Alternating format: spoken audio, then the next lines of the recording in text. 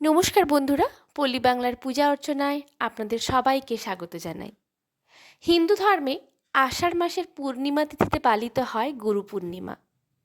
এটি গুরুদের সম্মান জানানোর জন্য এই উৎসবটি পালন করা হয়।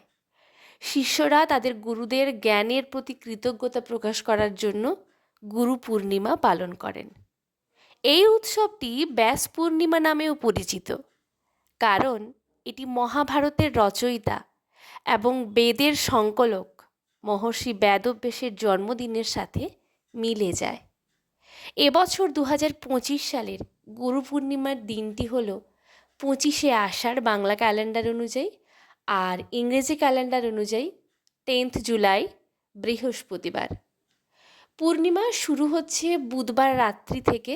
বুধবার রাত্রি 1:19:45 থেকে পূর্ণিমা শুরু হচ্ছে এবং থাকছে হচ্ছে বৃহস্পতিবার রাত্রি 2:02:53 অবধি।